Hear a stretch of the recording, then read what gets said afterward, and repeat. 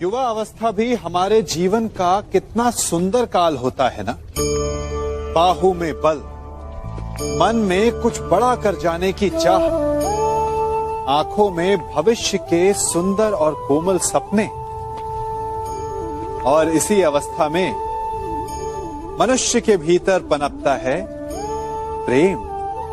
किसी को देखकर उस पर मन मोहित हो जाता है और फिर मनुष्य अपना सब कुछ उस पर न्यौछावर कर देना चाहता है। फिर प्रेम की परिणति होती है विवाह में। क्यों? सबको अपने खट्टे मीठे संस्मरण स्मरण हुआ है ना। परंतु यहीं से अधिकतर माता पिता और संतान के मध्य विचारों का विरोध प्रारंभ हो जाता है। संतान को लगता है कि उसका चुना जीवन साथी ही उसके लिए उपयुक्त है और माता पिता को लगता है कि संतान अनजाने में भूल कर रही है। संतान का तर्क होता है कि उसे विवाह किससे करना है, ये उसका अधिकार है। और माता पिता का तर्क ये होता है कि अब भी जीवन साथी चुनने की समझ संतान में है ही नहीं। तो इस अवरोध को काटा कैसे जाए, उचित निर्णय कैसे लिया जाए? इसका एक ही मार्ग है, अपने उत्तरदायित्व का भान और अपनों से बड़ों के मापदंडों का भान।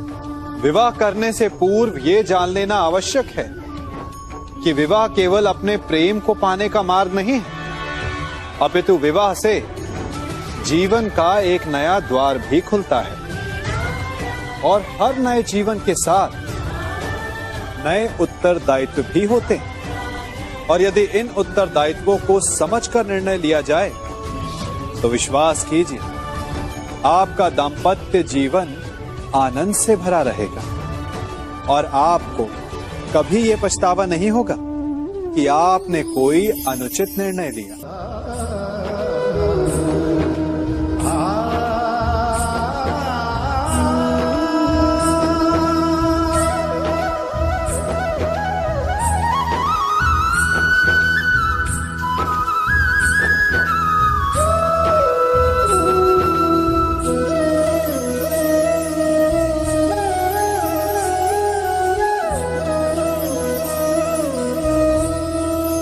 जब सागर का जल वाष्प बनकर उड़ता है तब वो हमें दिखाई नहीं देता। मेघ उस जल को अपने भीतर छिपा लेते हैं, लंबी यात्रा करते हैं, प्रयास करते हैं कि वो जल सदा उनके भीतर छिपा रहे। परंतु जब वायु का वेग उन्हें उड़ाकर किसी पर्वत से ले जाकर के टकरा देता है तब उन मेघों को बरसना ही पड़ता है, क्योंकि यही नियति है, यही प्रकृति है। क्योंकि जल को सागर में जाकर मिलना ही है।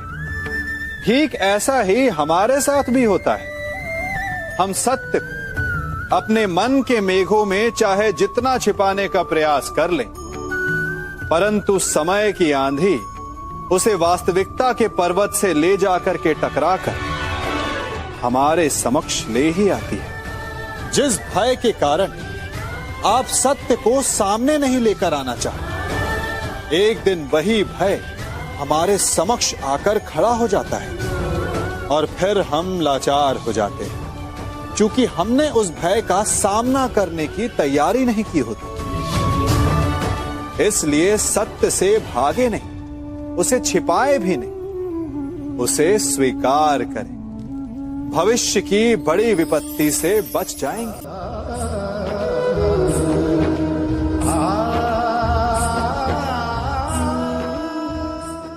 कभी कभी आप सबके जीवन में एक ऐसी विचित्र समस्या अवश्य आती है कि शक्तिशाली के समक्ष मौन हो जाओ।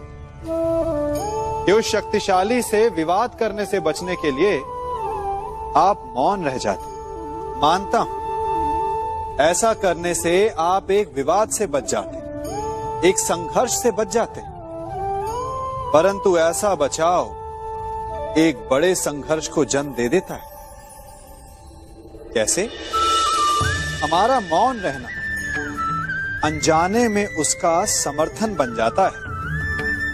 और वो स्वयं को अधिक शक्तिशाली अनुभव करता है और यहां से हमारा दमन प्रारंभ हो जाता है। एक के बाद एक हम अन्याय में अनचाहे रूप से सम्मिलित होते चले जाते हैं। तो इसका तोड़ क्या है? ये समझने के लिए ये जानना आवश्यक है कि ऐसी कौन सी बात है जो आपको विरोध करने से रोकती है।